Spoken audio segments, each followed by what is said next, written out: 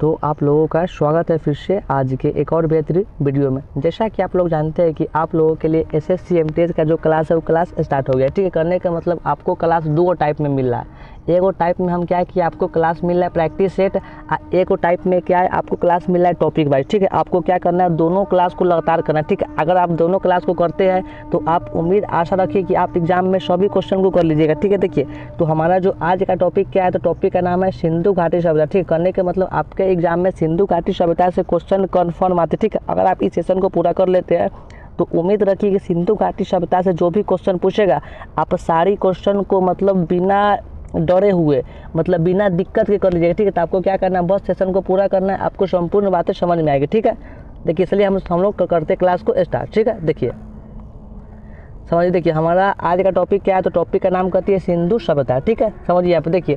अब देखिए इसका सबसे पहला पॉइंट क्या करा है यहाँ पे, तो रेडियो कार्बन C14 जैसी नवीन विश्लेषण पद्धति के द्वारा सिंधु सभ्यता की सम्मान तिथि 2400 ईसा पूर्व से 1700 ईसा पूर्व माने गए। कहने का मतलब कहते हुआ से मतलब जो सिंधु घाटी सभ्यता है, ठीक है, तो एक जो सम्मान तिथि कितना के बीच में है, तो 2400 ईसा पूर्व से 1700 ईसा पूर्व में। ठीक है, आपको क्या करना है, ये बात को नोट करना। ठीक है, आपको क्या करना है, एक कलम कॉपी लेकर बैठना, जितना बात बोलेंगे इंपॉर्टेंट उसको नोट कर लीजिएगा। ठीक है, देखिए अब आगे क्या कर रहा है, तो इसका विस्तार त्रिभुजाकार। देखिए आपसे क्वेश्चन पूछेगा तो मतलब सिंधु घाटी सभ्यता में इसका मतलब विस्तार कैसा है, तो त्रिभुजाकार क्या है, तो त्रिभुजाकार। ठीक है, ये बात को नोट कर लीजिए। ठीक है, देखिए समझिए यहाँ पे, देखिए अब नोट क्या कर रहा है, समझिए आप नोट क्या कर रहा है, तो तिथि निर्धारण की कार्बन 14 की खोज अमेरिकी के प्रसिद्ध रसायन शास्त्री VF लीवी द्वारा मतलब क्या कर रहा है, जैसे मतलब जो कार्बन 14। ठीक है, तो एक जो खोज कौन किया था, अमेरिका के एगो प्रसिद्ध वैज्ञानिक, उसका नाम क्या था, तो VF लीवी। वो क्या किए, तो 1946 में क्या कर दिए,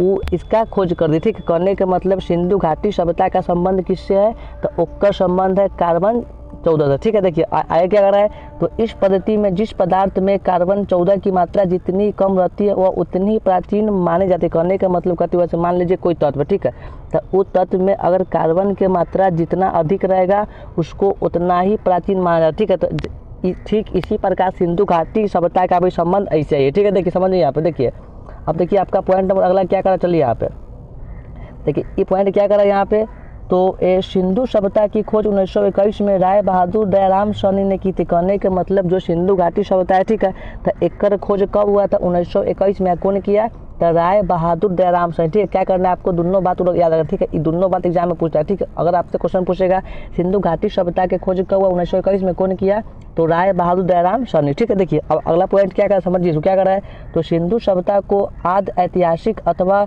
एकांश युग में रखा जा सकता है। कहने का मतलब जो सिंधु सभ्यता है, ठीक है, तो उसको मतलब कौन युग में रख दिया गया, तो काश युग में। ठीक है, आपसे क्वेश्चन पूछेगा जो सिंधु सभ्यता को किस युग में रखा गया, तो आपको क्या रखना है याद, तो काश युग में। ठीक है, देखिए आगे क्या कर रहा है, तो इस सभ्यता के मुख्य निवासी द्रविड़ एवं भूमध्य सागरीय थे। कहने का मतलब सिंधु घाटी सभ्यता में जितना निवासी थे कहाँ के थे, तो द्रविड़ के, और कहाँ थे, भूमध्य सागरीय। ठीक है, मतलब सागर के नज़दीक का। ठीक है, देखिए समझिए यहाँ पे, देखिए अब देखिए अगला पॉइंट क्या करा है यहाँ पे, क्या करा है, तो सर जॉन मार्शल ने क्या किया, जो सर जॉन मार्शल, ठीक है, तो क्या किए 1924 में सिंधु घाटी सभ्यता नामक एक उन्नत नगरीय सभ्यता पाए जाने की विधिवत घोषणा की। करने के मतलब सिंधु घाटी सभ्यता के खोज 1921 में, खोज होने के 3 साल बाद मतलब खोज हुआ 21 के 3 साल बाद मतलब 1924 में क्या किया, वो पूरा में कथी कर दी घोषणा, सिंधु घाटी सभ्यता नामक शहर का खोज हो गया। ठीक है, देखिए यहाँ पे समझिए। अब अगला पॉइंट क्या करें यहाँ पे, तो सिंधु सभ्यता के सर्वाधिक पश्चिमी पूरा स्थल दाशक नदी के किनारे स्थित शुटकांगडोर, पूर्वी पूरा स्थल हिंदवन नदी के किनारे आलमगीरपुर, उत्तरी पूरा स्थल चिनाव नदी के तट पर अखनूर के निकट मांदा, और दक्षिणी पूरा स्थल गोदावरी नदी के निकट डाइमाड है। ठीक है, तो कहने का मतलब का तो सिंधु घाटी सभ्यता के अंदर बहुत सारा हुआ शहर। ठीक है, तो कहने का मतलब सबसे पहले सिंधु घाटी सभ्यता कौन नदी के तट पर समझिए, तो कहने का देख समझिए मतलब सिंधु घाटी सभ्यता में जितना जो शहर हुआ, ठीक है, तो पहले का शहर का नाम क्या देखिए, तो शुटकांगडोर। ठीक है, तो ये कौन नदी के तट पर है, तो ये दाशक नदी। ठीक है, अब क्या करा अगला देखिए, तो आलमगीरपुर ये कौन नदी के तट पर है, तो हिंदन नदी के तट पर। ठीक है, अब क्या कहते हैं कि शहर अगला जो मांदा है ये कौन नदी के तट पर है, तो देखिए मतलब ये जो आलमगीरपुर है ये कहाँ पे है, तो ये मतलब हिंदा नदी की तरफ, ठीक है। उसके बाद जो मांदा है तो इको नदी की तरफ है, तो चिनाव नदी, ठीक है। उसके बाद क्या कर रहा है वो क्या देखिए, उसके बाद जो दाइमाद क्या है, दाइमबाद, ठीक है। दाइमाबाद इको नदी के तट पर है तो गोदावरी नदी, ठीक है। आपको क्या करना है, इतना बात को याद रखना, ठीक है। मतलब दाइमाबाद का बात पूछेगा तो इको नदी के तट पर है तो गोदावरी नदी, ठीक है। देखिए समझिए आप, देखिए अब देखिए अगला पॉइंट क्या कर रहा है यहाँ पे, क्या कर रहा है, तो सिंधु सभ्यता का सैंधव सभ्यता नगरीय सभ्यता थी।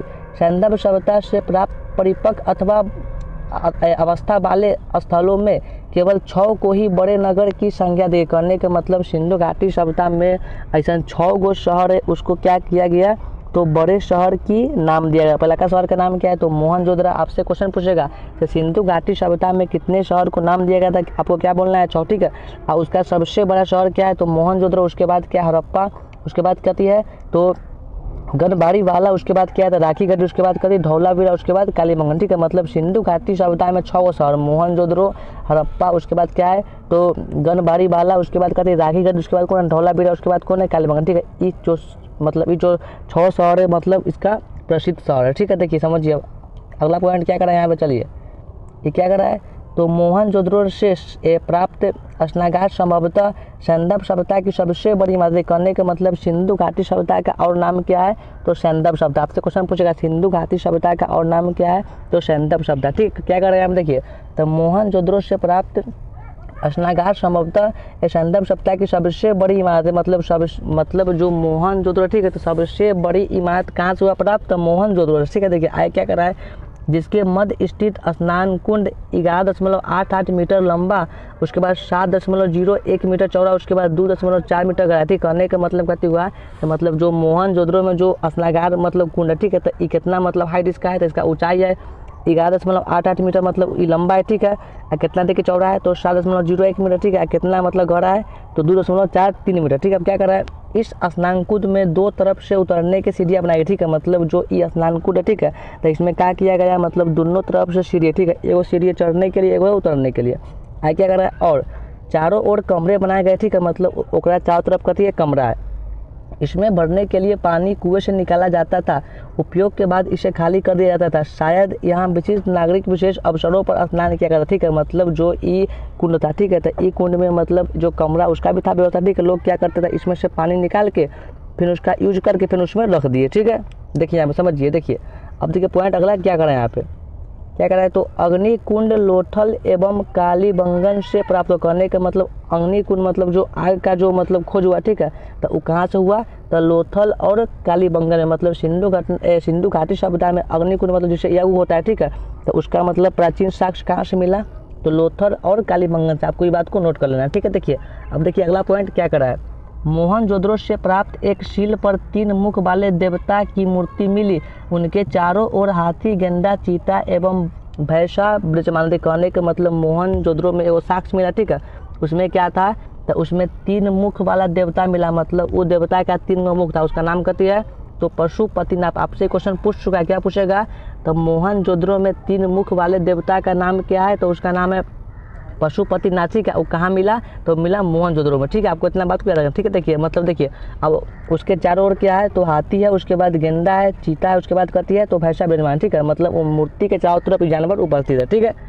देखिए समझिए, देखिए अब देखिए आपका नेक्स्ट पॉइंट क्या करा है यहाँ पे, ये क्या करा है, तो मोहनजोदड़ो से नर्तकी की एक कांस्य मूर्ति मिली। करने का मतलब जो मोहनजोदड़ो, ठीक है, तो वहाँ से क्या मिला, नर्तकी मतलब जो नाच गाना करता, ठीक है। तो उसके आगे मूर्ति मिला, ठीक है। आपसे क्वेश्चन पूछेगा नर्तकी की मूर्ति कहाँ मिली, तो मोहनजोदड़ो से, ठीक है। देखिए समझिए यहाँ पे, देखिए अब देखिए अगला पॉइंट क्या करा है, ये क्या करा है, तो हड़प्पा की मोड़ों पर सबसे अधिक एक श्रृंगी पशु का अंकन मिलता है। मतलब हड़प्पा से क्या मिला, तो श्रृंगी पशु का मिला अंकन, ठीक है। अब क्या करा है, यहाँ से प्राप्त एक आयताकार मुहर में स्त्री के गर्भ से निकलता पौधा दिखाया गया। मतलब जैसे हड़प्पा शहर के हुआ खोज, ठीक है। तो यहाँ पे क्या मिला, तो एगो स्त्री के गर्भ से क्या निकल रहा था, तो पौधा निकल रहा था। आपसे क्वेश्चन पूछेगा स्त्री से के जो गर्भ से निकलता है पौधा, तो उसका वर्णन कहाँ पे किया गया, वो कहाँ से मिला, तो हड़प्पा से, ठीक है। हड़प्पा से मिला, ठीक है। समझिए, देखिए आप लोगों का नेक्स्ट पॉइंट क्या करा है यहाँ पे, क्या करा है, तो मनके बनाने के कारखाने लोथल एवं चन्हू से मिले। कहने के मतलब जो मनके जो बनाए जाते, ठीक है।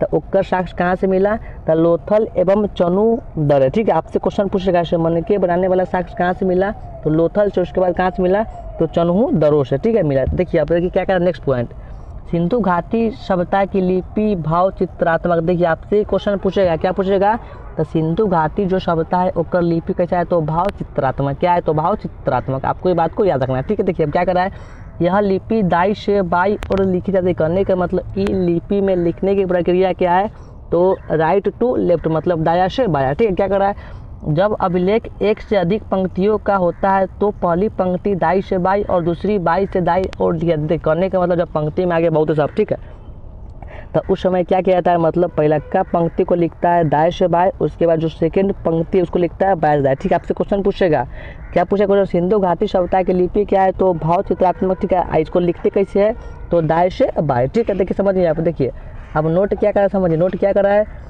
तो लेखन कला के उचित प्रणाली विकसित करने वाली पहली सभ्यता सुमेरिया की सभ्यता है। करने का लेखन कला मतलब लिखने की जो प्राचीन साक्ष्य हुआ प्राप्त, कहाँ से हुआ प्राप्त, तो सुमेरिया के शब्द। आपसे क्वेश्चन पूछेगा मतलब लेखन कला का प्रारंभ कौन सभ्यता से हुआ, तो सुमेरिया की सभ्यता है, ठीक है। आपको इतना बात को याद रखना है। देखिए यहाँ पर समझिए, देखिए अगला पॉइंट क्या करें यहाँ पे, तो सिंधु सभ्यता के लोगों ने नगरों तथा घरों के विन्यास के लिए ग्रिड पद्धति अपनाई। मतलब वो लोग जितना जो नगर घर हुआ, ठीक है, जैसे सबका हुआ विनाश, तो उसके लिए कौन पद्धति अपनाया, तो ग्रिड पद्धति, ठीक है। आपको ये बात को नोट करना है, ठीक है। समझिए यहाँ पे देखिए, अब देखिए आगे, देखिए आपका पॉइंट देखिए अगला क्या कर रहा है यहाँ पे, चलिए ये क्या कर रहा है, तो घरों के दरवाजे और खिड़की सड़क की ओर न खुलकर पिछवाड़े की ओर खुलते थे। करने का मतलब जितना जो घर था, ठीक है, तो उस सब का जो दरवाजा था का सड़क के न हो, मतलब सड़क जो है ना सड़क के ओर न होकर सड़क के था पीछे, ठीक है। मतलब जो होता है घर का पिछला गेट वहाँ से खुलता है, ठीक है। तो लोग क्या किया, इसको नष्ट करने का विचार किया, ठीक है। केवल लोथल नगरों के घर के दरवाजे मुख्य सड़क की ओर खुलते थे। कि मतलब सिंधु घाटी सभ्यता में वो शहर है, शहर का नाम क्या है, लोथल, ठीक है।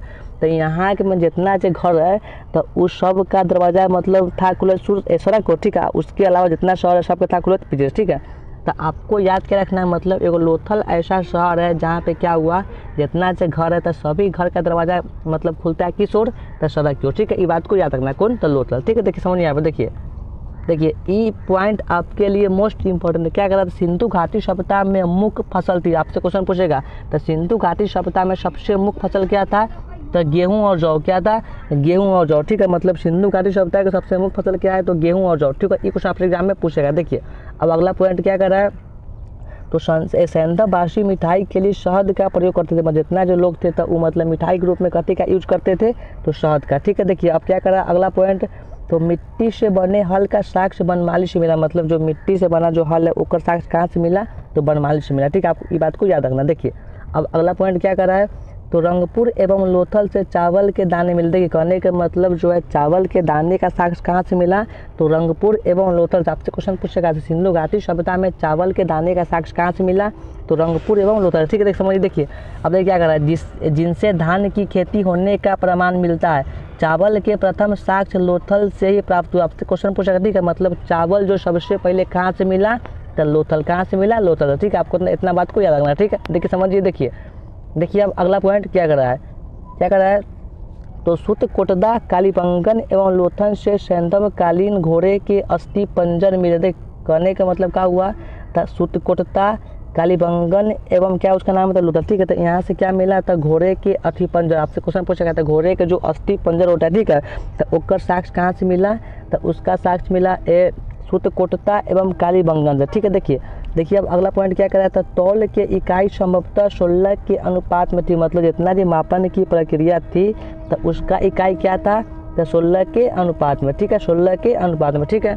तो उम्मीद करते हैं कि आपको संपूर्ण बातें समझ में आ गई, ठीक है। तो आपको अगर कहीं भी दिक्कत हुआ होगा तो आप क्या करिएगा, अपना दिक्कत बताइएगा, ठीक है। और आप चाहते हैं कि आप एसएससी एमटीएस की तैयारी बिल्कुल बेहतरीन तरीके से कर ले, तो आप क्या करिए, इस चैनल को सब्सक्राइब कर लीजिए, क्योंकि हम इस पर आपको प्रत्येक दिन टॉपिक वाइज क्लास करवाएंगे, ठीक है। उसके बाद आपको प्रैक्टिस सेट भी मिलेगा, ठीक है। तो चलिए हम लोग करते क्लास समाप्त, ठीक है। सभी को नमस्कार, धन्यवाद।